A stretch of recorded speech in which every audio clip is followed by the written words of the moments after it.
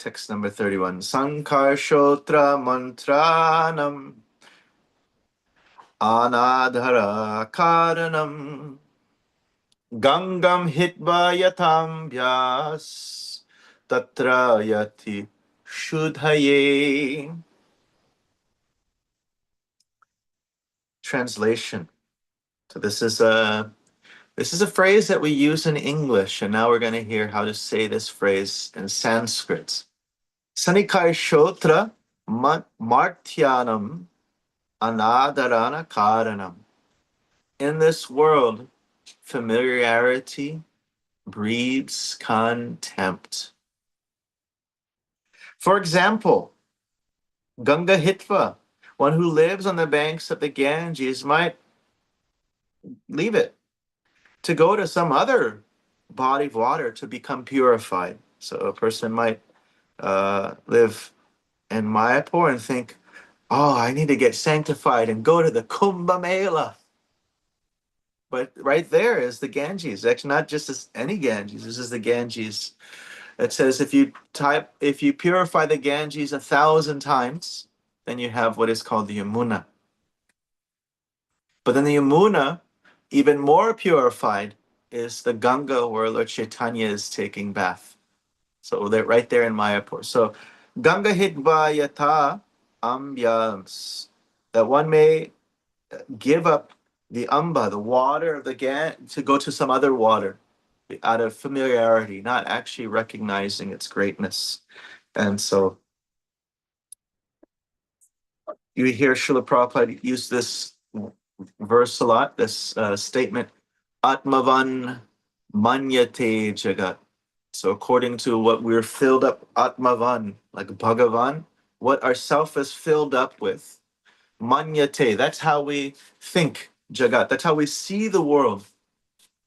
So Prabhupada gives the example of somebody is told, Panchu, our old friend Panchu, you remember Panchu? He is a high court judge. And they're like, no.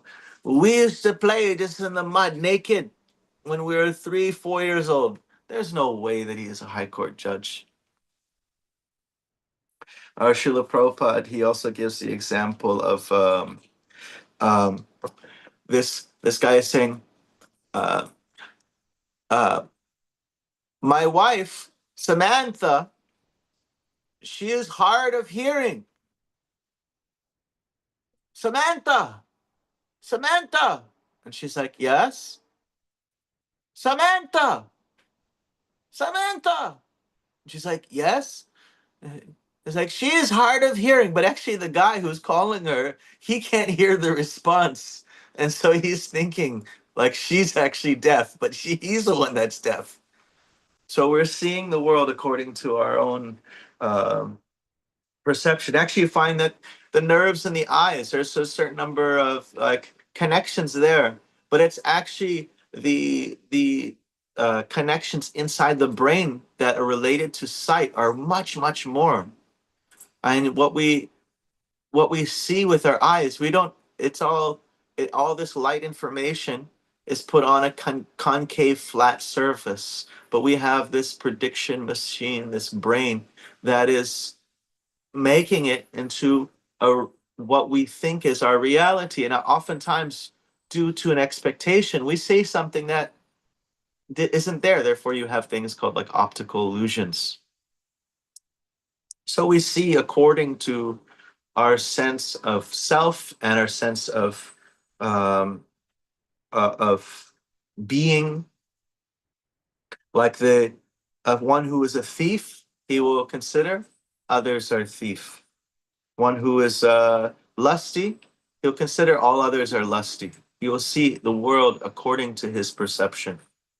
And in the Bhagavad Gita, Krishna describes one who sees the true equality of all beings and sees their pains. And sees what is the opportunities of their happiness by their spiritual progress. He is the perfect yogi. He's actually seeing everything in a clear position. That's actually what we describe as satyam, when things become clear, when all the gates of the body are illuminated with knowledge. That's first verse. So let's take a look at the next one. Yasyana bhuti kalena layopati adinasya vai swato anyascha gunato lakuttashtana rishyati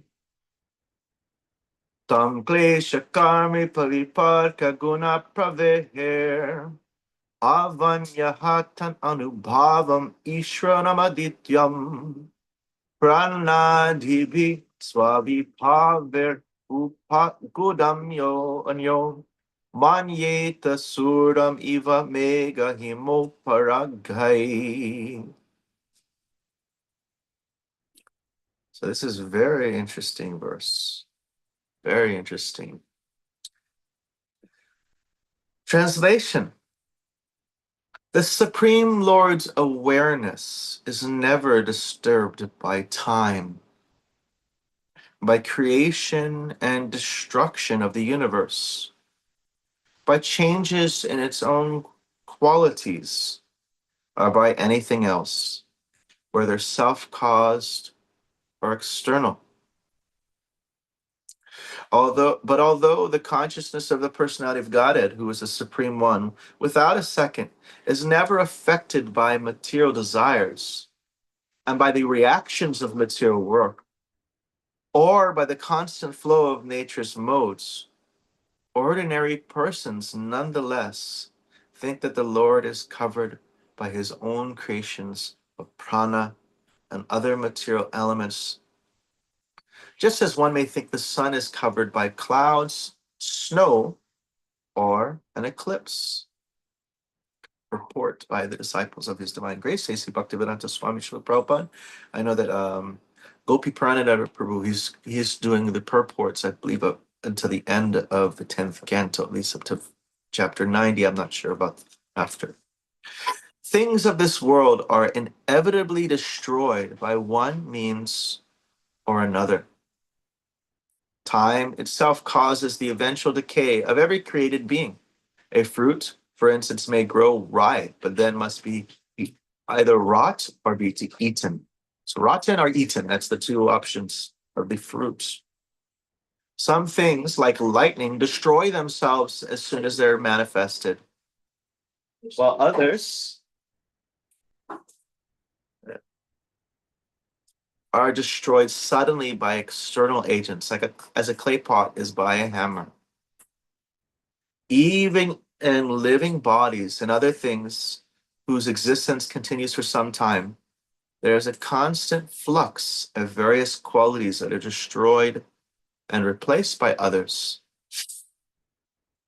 In contrast to all of this, the Supreme Personality of Godhead's awareness is never disrupted by anything. Only out of ignorance could one imagine him to be an ordinary human being subject to material creations. Mortal beings are covered by their entanglement in fruitive activities and their consequent happiness and distress. But the Supreme Personality of Godhead cannot be covered by what are in fact his own expansions. So is the sun actually covered by snow? Is the sun actually covered by the eclipse? Is the sun covered by the clouds? Oh, no. Sun is actually massive. It's not covered by any of these things. Analogously, the immense sun is the source of the relatively insignificant of clouds, snow, and eclipses, so it cannot be covered by them, although the ordinary observer may think it is. And it's actually the sun who creates clouds. This is, very, very interesting. You find, what was Bhaktivinoda Thakur talks about this, but this is, or not Bhaktivinoda Thakur, it was like, I believe it is further back, but this understanding of the sun pulling up the moisture, pulling up the vapor, and then creating the clouds. This is all described there in ancient literature. So Tam klesha karma paripaka guner. Does anybody find that Sanskrit term, any of our yoga teachers find that term a little familiar? Kama, tam klesha, klesha karma paripaka, paripak. Klesha karma paripaka guna praver. Anybody find that a little familiar? Jamuna Jaya. So, in the Yoga Sutras, Patanjali talks about the kleshas being avidya, asmita, rajadvesha, and abhinivesha. Yeah. Yes. Nice, nice. Thank you. But And then there's what? another Holy, part. Jamuna Jaya, can you give some purport to that? Yes. Yeah, tell us. The glaciers are said to be the impediments to the mind, and the root of them is avidya, ignorance, the ignorance to the fact that one is that everything is just what it would seem, a body and a mind, or an external. Asmita is more the ego, it's the individual. Like the way it was always explained to me, Professor Edward Bryant always said that avidya was categorical, asmita was individual, that I am that body and that I am that mind. And from that ego grows rajadvesha, either aversion or attraction, two sides of the same coin. And from that grows abhinivesha, which is the ultimate impediment, the fear of death. And it all comes from the avidya, thinking that we're a body and mind and not a soul. So naturally, the fruit of it would be abhinivesha, the fear of death. The Thank end. you. Nice. There were no students in that yoga room, but Jamuna Jaya was shredding the absolute truth. They still they, We they have still got a half hour. Adi Yeah. Purusha Prabhu with his hand up. Okay, Hare Krishna. So the subject matter is seeing things clearly or in a distorted way. And we're talking about the purification by the river Ganges, which destroys the sinful reactions, and the purification by the river Jamuna, which destroys the desire to engage in sinful activity. So that's a little better. You're preventing it rather than just eradicating the results. And then bathing in the lotus feet of the spiritual master gives us full absorption in devotional service, which is not just getting rid of the, the bad result, not just minimizing more bad result, but actually engaging in devotional service, which brings about clear perception. So the scripture describes some person sees a tree, but only looking at the reflection of the tree in the river. So it looks like the roots go up and the branches grow down. So a person who's seeing things in a distorted way see things completely backward, not just distorted, because they're not engaged in Krishna's devotional service. So the misperception is due to our eyes being, our misperception is a twisted vision because we're not serving Krishna. But if we surrender to Krishna, then we see things correctly. In other words, don't worry about your clashes. Engage in service, and as a byproduct, everything will fall into place. Well, Jai. Prabhupada tells us. So devotional service is the solution, and the problem is not engaging fully in devotional service. And if we're half engaged in devotional service, we'll see halfway. So there's a gradation based on our giving ourselves to devotional service to Krishna. Thank you. Thank you. Prabhupada explain. So in the Yoga Sutras, you start off with the invocation. The invocation is basically stating now that we, just like we have in the Vedanta Sutra, Atato Brahma Jigyasa. Now that we've got this human form of life, let's inquire into the absolute. So now that we've come to the stage, we're going to Patanjali saying we're going to explain this great science, and then he explains what is yoga. So he explains that yoga is that process by which we overcome the obstacles of the mind, by which we can understand the self in its true form. It's for root. We're trying to understand what our true form is. And then it starts to, in the very beginning, starts to describe vrittis, or the states of the mind that need to be addressed. You have the positive states and the negative states. You have these states of the mind that need to be addressed. And then it talks about what is it like when someone is in that clear state of mind, that samadhi, where everything is becoming realized. After discussing all that, now sutra is a type of literature, a genre of literature, where the brevity is considered of utmost importance. Like one Panini, he said, "I'd rather cut off my arm than add another syllable. I'd rather not have a son than add another syllable." So you have this literature that values brevity so much, so much. This type of literature.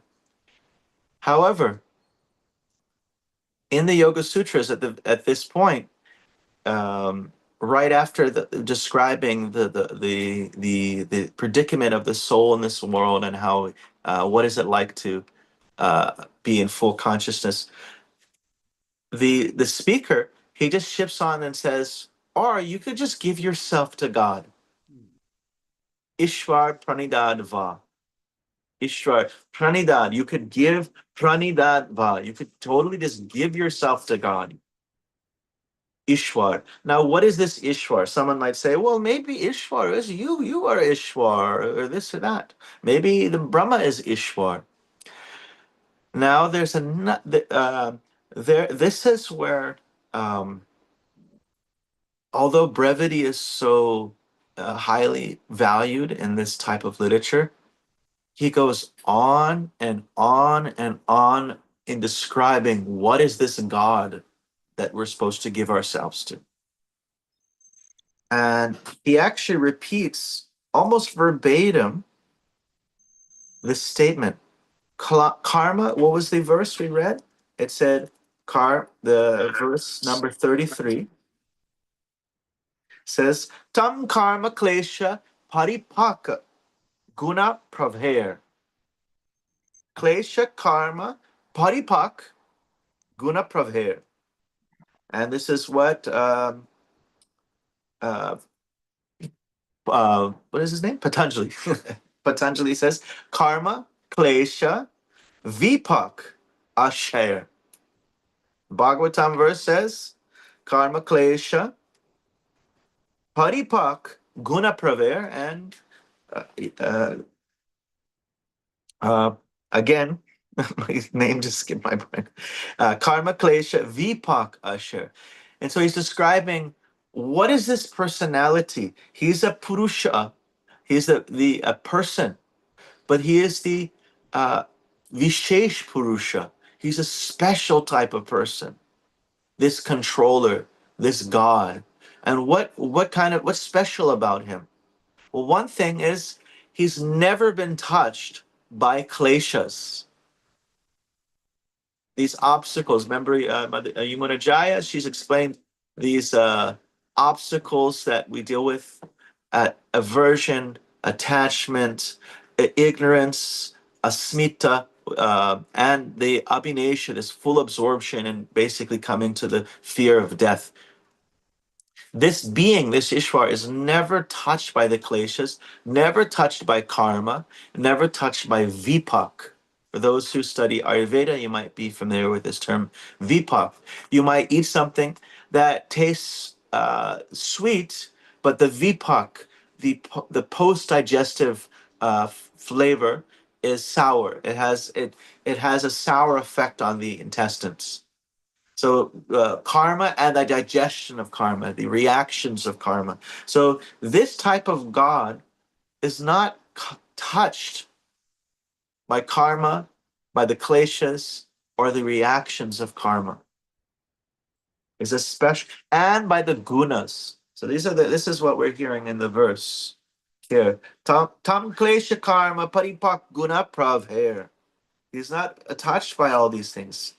Um, Paripak, the consequences, and in Yoga Sutras is Vipak, and here it's Paripak, and the gunas praver, by the constant flow. In the same way, it says um, Vipak Asher, which is also addressing the gunas. So that's uh, several different definitions that are given there, but it continues on, very similar to the beginning part of the verse. If we look at the purport or in the translation, the Supreme Lord's awareness is never disturbed by time, by creation or destruction of the universe, by changes in its own qualities, or by anything else, whether self-caused or external. So that phrase is an elaboration. That is a much more elaborate explanation of the next verse of the Yoga Sutra. So this is verse chapter 1, text number 25. Tatra nirasi sarva gya bijam. In him, the seed of omniscience is unsurpassed. So you have many beings that are trikala gya. They know, they have perception of what will happen in the future, they have perception of the past, but there's still some limitation in their omniscience, and maybe pertaining to a particular cycle of creation or to a particular universe.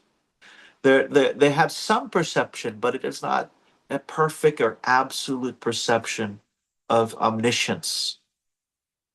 And so here, uh, uh, Patanjali describes what is this God that we should just worship that will solve all our problems just by giving ourselves to God.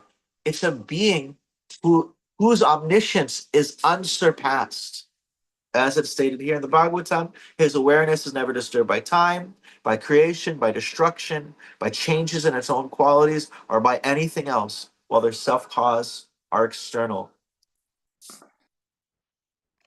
So he's omniscient, and then the next verse, as he said, he goes on continuously. Although the Yoga Sutra is meant to be very, very, very, very, very, very brief, he just keeps on going about God, and it's very clearly not the Advaitic understanding of God, that I am God, you're God, because he describes this is a being that is not um, uh, never had klesha, never had karma, and is also is omnibenevolent, is personal.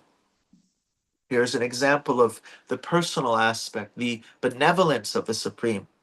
Purushim api gurum kalena ava chedhat. Ishvar was also the teacher of the ancients because he's not limited by time. So why would he teach? This is benevolent. This is kindness. This is and he's also not subject by time. And then he continues on. He says, and you can chant his name. Yoga Sutra, you can chant his name. You can connect to him through the process of meditation, of japa, as Krishna says, of all forms of yagya, all forms of spiritual practices. Japa is the highest.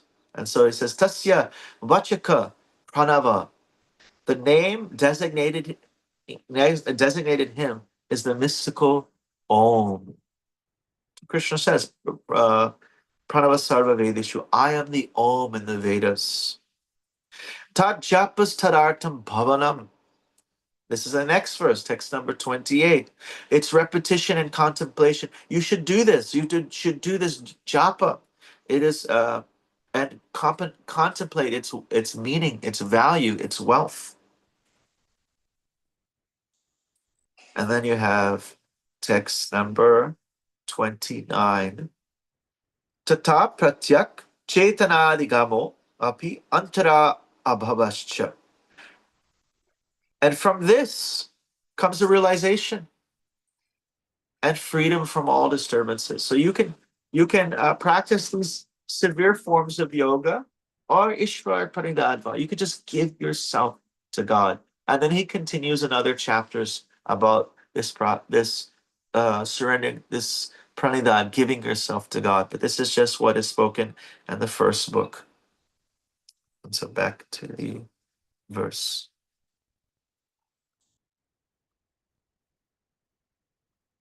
What was the name of that book you were reading from again? Sorry. Yoga Sutras. Oh, that was Yoga Sutras. Okay, thank you. Yes. Yoga Sutras. So Krishna is he appears as we were reading previously. It's very bewildering because Krishna does these things that are like we find that Krishna fights Shalva, and Shalva brings out the false body of Vasudev, and he says, "Here's Vasudev, and I have killed him." And Krishna's like, "No!"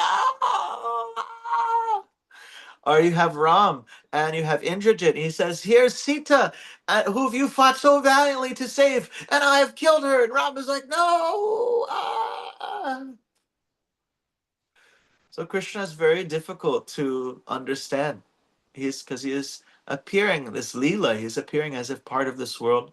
Ram, very difficult to stand. Krishna, even more difficult to understand than Ram, as he's the very, very personal pastimes where he's crying, being chased by his mother. And he's saying, "Oh, ignorance, crying. He must be in ignorance. He must be under illusion." But no, he is actually immersed in the greatest reality, is the love of his devotees. He is not an illusion. And we see whenever and Krishna's energies are him, and they work for the service of him. And whenever necessary, Krishna manifests as his omnipotence and omniscience. As with Govardhan Hill, then he lifts the hill, or if a demon appears, he doesn't say, "Oh, I'm just a little boy from Vrindavan. There's no way I could fight this demon." No, there's a great heroism that is expressed. Vishnu or Nrsimha, then it becomes a little less confusing. We see, okay, this apparently is just God. He's not doing these very, very bewildering personal pastimes where he's acting so relatable, so familiar. As we said, familiarity breeds content. And then Lord Chaitanya, as we mentioned in the previous class, most bewildering, because Lord Chaitanya is always taking the role of the devotee and is not taking the role as the master. But this is shows us that although we are all servants, we serve the IRS, we serve our husband or wife, we serve our boss. We are always engaged in service, but we're thinking, "I don't want to be the das, I want to be the boss." But here is the boss. Prabhupada translates this name, Kartamashai. It's name of Krishna. Means he's the boss. Here's the boss, and what does he want to do? He wants to become the das. So das is over boss. You know, that's the supreme position, to be das, to be the one who is looking to serve. And we find that in the world, those who study happiness, they find that yes, we find that it's not by obtaining great positions of power and great positions of opulence, but rather when people do meaningful services to others, or doing something that is more in line with an outside of myself.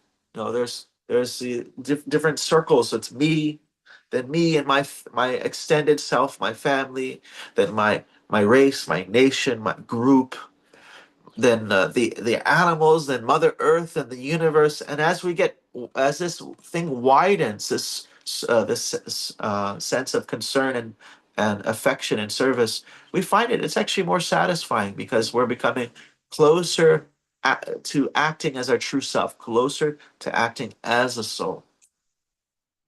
But when it comes all the way to Krishna, then we're covering all the bases and we actually become satisfied. We become very peaceful and happy.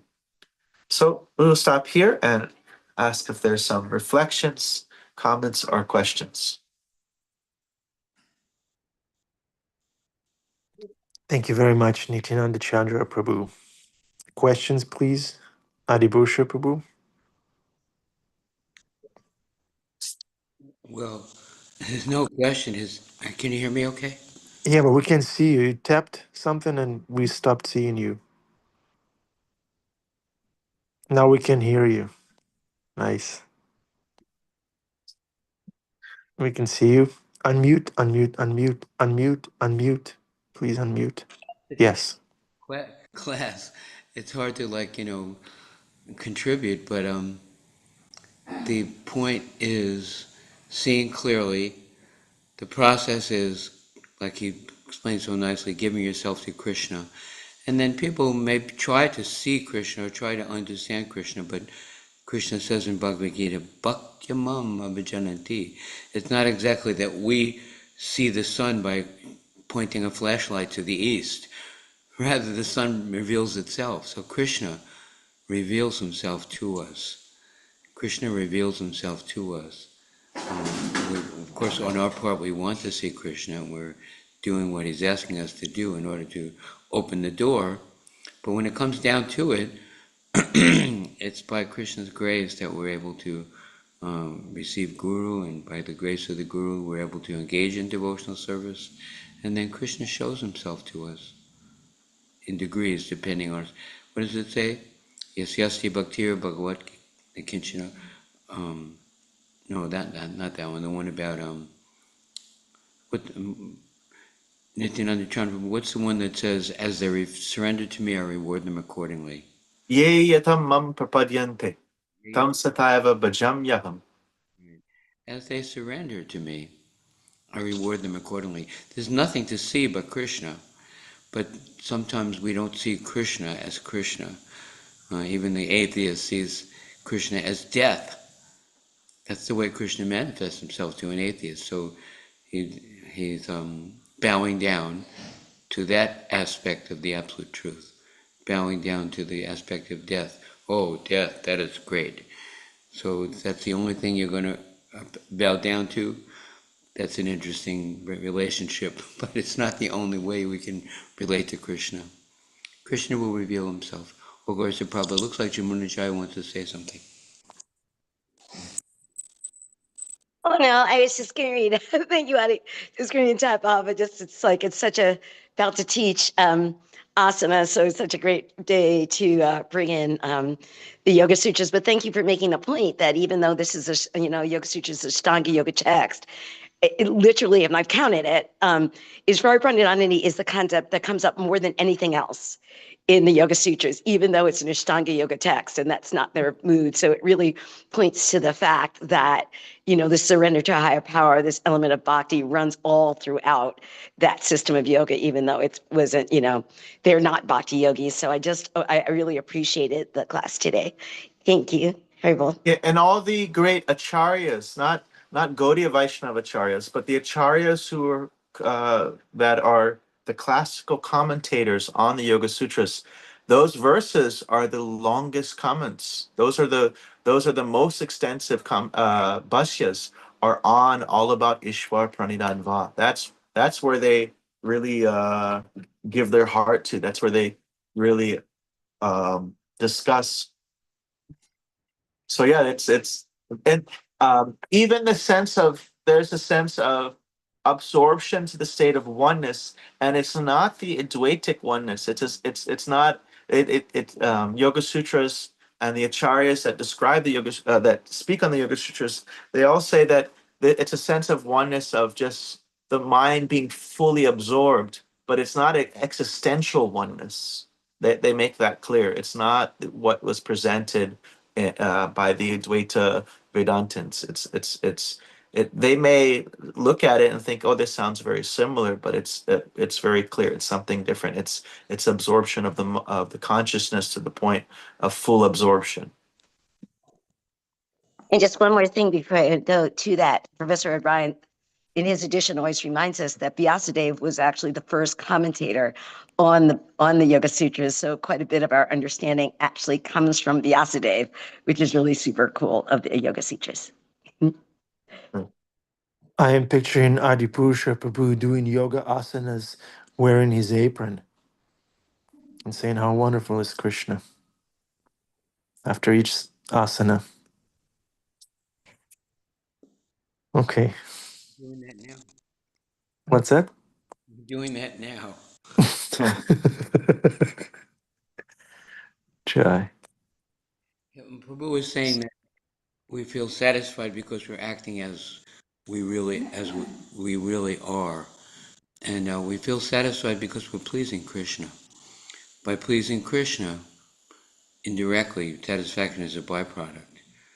So it goes all around, but it comes down to love and expressing our love for Krishna by doing what he's asking. We were talking with Alice last night about she's learning English. So the vocabulary word she learned yesterday was okie doke. You know what the okie doke? She was laughing too. Okie dokie. Okie doke means we say we're going to do what Krishna says, but very often we do something different. The guru asks for a glass of water. We think, well, I'll get him milk. He'll like milk. But that's not what he asked. So there's a tendency to just okie doke the instructions we receive from the spiritual master, and that's to minimize or disobey the instructions of the spiritual masters. If it counteracts the benefit of the holy name. You have to be careful not to just okie doke, but to actually do, inquire, just like there's a whole Bhagavad Gita, and then at one point Arjuna says, oh, wait a minute, I get it. What do you want me to do?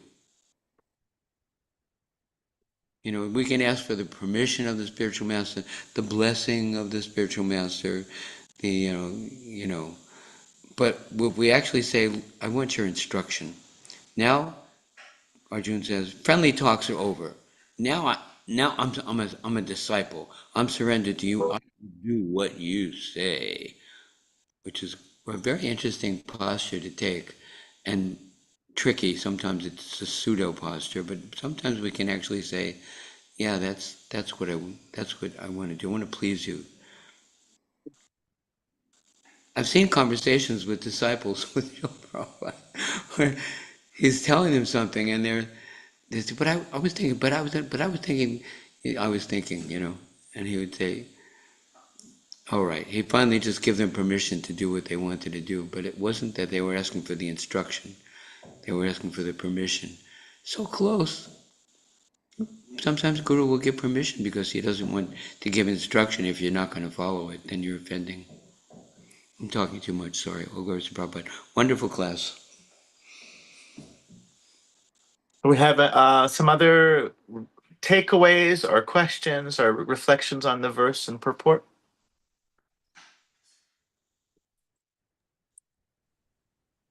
So last Friday we had a kirtan at Serenity Retreats, and all the attendees got to hear about the beautiful glories of Chaitanya Mahaprabhu. So Chaitanya Mahaprabhu's appearance, we want to always be in this consciousness. Actually, you're all doing, it's Monday. This is going back to all your great duties. And we find that sometimes we struggle, but it says, Katachana smrite yasmin. If we can remember Lord Chaitanya, then difficult things will actually become very, very easy. And vismite viparitam shat. And if we forget Lord Chaitanya, then easy things will actually become difficult. So Lord Chaitanya, he was desiring to go to Vrindavan, but he didn't want to go with a great uh, party like some king with his army. He wanted to go in a very humble mood, humbler than the blade of glass. What's more humble than the blade of glass is the soil itself. So, and actually, the English word humility is related to soil, and it is this soil that which our bhakti lata beej grows nicely. We have this nice, healthy soil. So, Lord Chaitanya, he wanted to go to Vrindavan. And so it's text 24 of chapter, I think it's 17, or what chapter is this? This is from the Adi Leela. The Lord, I think Madhya Leela, chapter 17, I believe. The Lord abandoned walking on the well-known public road and instead went along a bypass. He thus kept the city of Katak to his right as he entered the forest. So he's going through the forest of Jharikand. When the Lord passed through the solitary forest while chanting the holy name of Krishna, tigers and elephants, seeing him, gave way. When the Lord passed through the jungle in great ecstasy, packs of tigers, elephants, rhinoceroses, and boars came, and the Lord passed right through them. Balabhadra Bhattacharya, so this is the Brahmin who's assisting Lord Chaitanya, the associate to Lord Chaitanya. They said, well, please take one. Actually, please take two brahmanas with you. He said, it can't be for my party. I don't want anybody feeling some kind of uh, uh, jealousy or having ill feelings about it. So he allowed two people to travel with him. And he was very much afraid to see them, those elephants and rhinoceroses and boars. But Lord Chaitanya's influence, all the animals stood to one side. One day a tiger was lying on the path, and Sri Chaitanya Mahaprabhu, walking along the path in ecstatic love, touched the tiger with his feet. He said, chant the name of Krishna. And immediately the tiger got up and began to dance and chant, Krishna, Krishna. Gotta give it a tiger's voice. Chuff the. Another day, while Lord Chaitanya was bathing in a river, a herd of maddened elephants came there to drink water. When the Lord was bathing and murmuring the Gayatri mantra, the elephants became before him, and the Lord immediately splashed some water on the elephants and asked them to chant the name of Krishna. The elephants, whose bodies were touched by the water splashed by the Lord, began to chant, Krishna, Krishna, and dance and sing in ecstasy. Some of the elephants fell to the ground. Some screamed in ecstasy. Seeing this, Balabhata Bhattacharya was completely astonished. Sometimes Sri Chaitanya Mahaprabhu chanted very loudly while passing through the jungle. Hearing his sweet voice, all the does came near him. Hearing the Lord's vibration, we talked about in the Mahabharata how the different senses, like can entangle us and snare us. The deer is attracted by the flute of the hunter. The elephant is attracted by the false uh, model of a she elephant. They make a trap to catch the elephant. The bumblebee, that this like giant African bumblebee, which can burrow through a tree, can make a hole inside a tree, gets entrapped inside the lotus because it's loves that intoxicating smell, and it as the lotus closes for the night, he stays there, just yum yum yum, and just suffocates. The fish is attracted by the taste, and the moth is attracted by sight, and all these senses are even stronger in the human. So what to speak? What's our predicament? But here, one can become attracted by the great flute. Uh, or the sweet voice. Hearing the Lord's great vibration, all the does followed him left and right. While reciting a verse with great curiosity, Lord patted them. So he recited a verse from the Bhagavatam. Blessed are these foolish deer, because they have approached Maharaj Nanda's son, who is gorgeously dressed. Krishna is so gorgeous, and playing on his flute, curly locks of hair.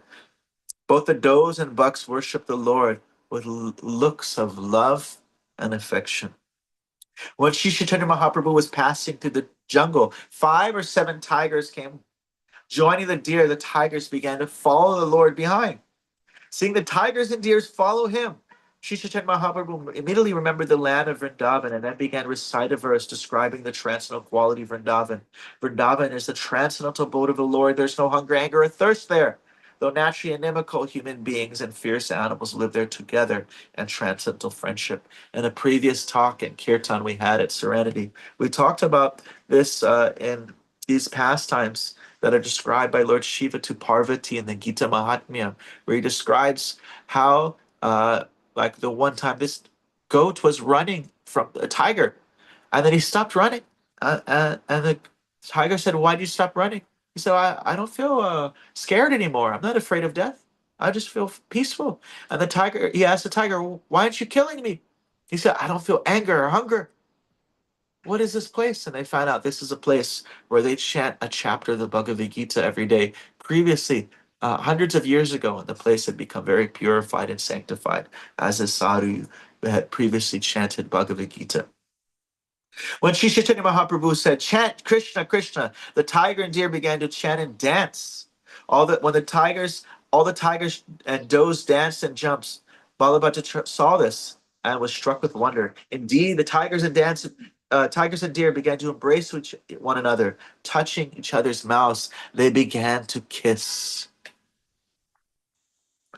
When Sri Chaitanya Mahaprabhu saw all this fun, he began to smile. Finally, he left the animals and continued on his way. Various birds, including peacocks, saw Sri Chaitanya Mahaprabhu and began to follow him behind, chanting and dancing. They were all maddened by the holy name of Krishna. When the Lord chanted loudly, Hari Bol, the trees and creepers became jubilant to hear him. Thus, all living entities in the forest of Jharikand, some moving, some stand still, became maddened by hearing the holy name of Lord Krishna vibrated by Sri Chaitanya Mahaprabhu. In all the villages through which the Lord passed, all the places where he rested on his journey, everyone was purified and awakened to love of God. When someone heard the chanting of the holy name from the mouth of Lord Chaitanya, and someone heard this chanting from the second person. So this is secondhand, chanting. Like we say, secondhand smoke. This is the secondhand chanting. And then someone heard again from a third person. Everyone in all countries became a Vaishnava through such disciplined succession. Thus, everyone chanted the names of Krishna and Hari, and they danced, cried, and smiled. Hari Om Tat Sat. Thanks a lot. Hare Krishna. Thank you very much, Nityananda Chandra Prabhu, for such a wonderful class. If the trees would become jubilant, so can we become jubilant by seeing the Lord. Thank Krishna's Kaviraj and Srila Prabhupada for sharing all this beautiful pastime of Lord Chaitanya. All the devotees here. Yeah. Krishnadas Kaviraj. Ki Jai.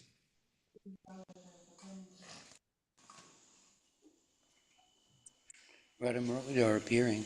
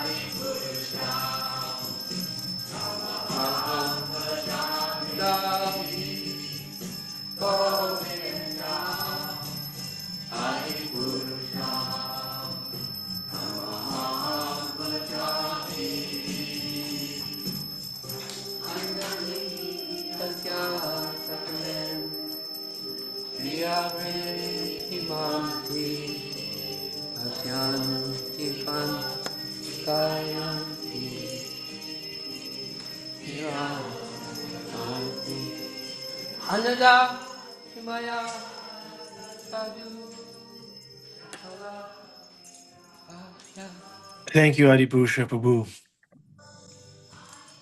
Srila Prabhupada's spiritual master, Srila Bhaktisiddhanta Saraswati Thakur, says, don't try to be seen by the No, don't try to see the Lord, but act in such a way that the Lord may want to see you, just in addition to what Nityananda Chandra Prabhu has described in class. Bhima Prabhu, when you touch your horse, do they start chanting immediately? If not, keep chanting Hare Krishna with burning tears, and one day they will.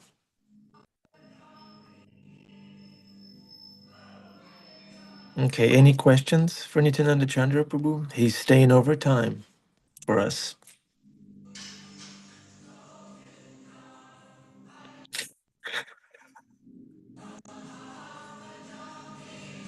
Jagannath Gopal Prabhu, please.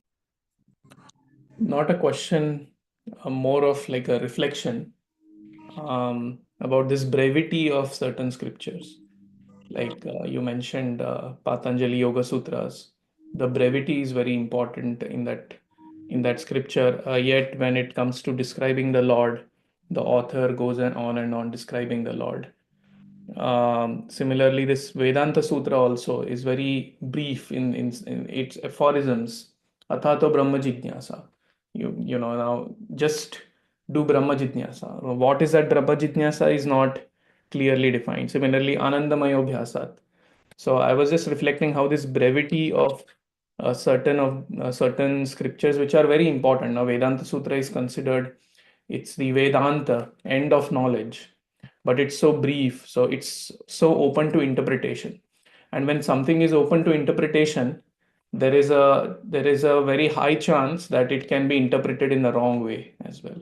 And that's what's happening in the world today. So I was just reflecting how the Lord he he maintains all of us, and in that maintenance he also maintains those who don't want to come closer to him by giving them these things which are open to interpretation so that they can interpret them in such a way that they can go further away from Krishna. So just reflecting on that. If you'd like to elaborate, Prabhu. You're muted, Prabhu. Unmute Nityananda Chandra. Yeah, there's one verse in the Bhagavatam where the Lord says, I appreciate those verses which are cryptic.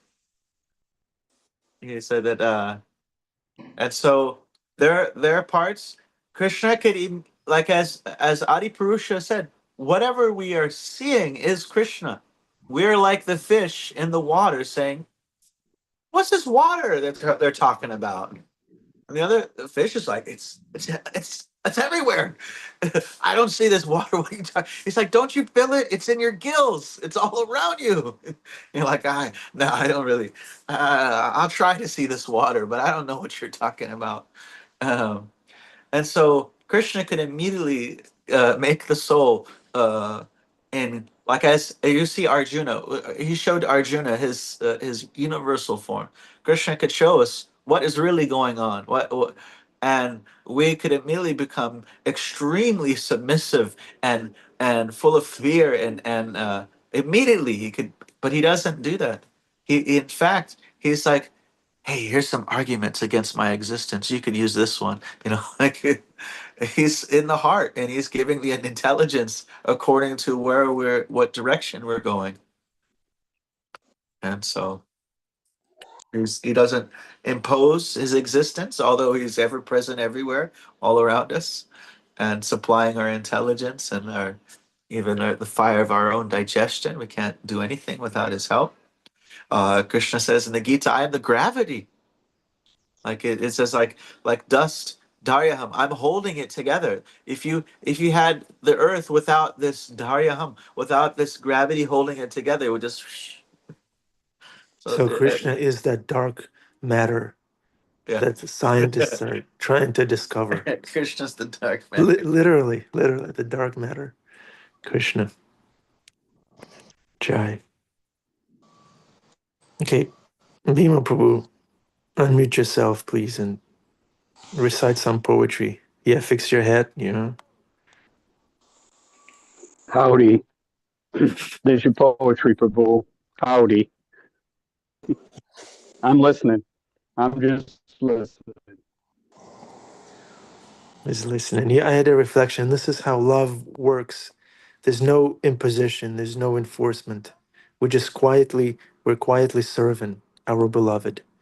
Krishna has given us air to breathe quietly. He doesn't get in our face, even though he's everywhere. Because it's based on love and trust, that relationship between the jiva and the Lord, and between the jivas also. We're quietly serving without expecting anything in return, as Lord Chaitanya teaches us. Just a quick reflection. Thank you, Nitai Chand Prabhu. Thank you. Okay, Jagannath Gopal, Pritu Prabhu, Hare Krishna, nice seeing you. Pritu, Hare Krishna. Yeah, I'm right here, Pritu. What was that? Is it no pants day for Pritu? I think he took them out before he Okay. came into the room. He just woke up. Yeah, dear devotees, do not imitate Pritu Prabhu. He's on a very high level.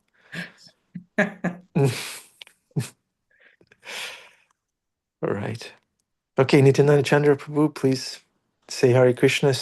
Give us your punchline. Finish it off. Hare Krishna. Yeah. Thank you. Hare Krishna. Have a wonderful day.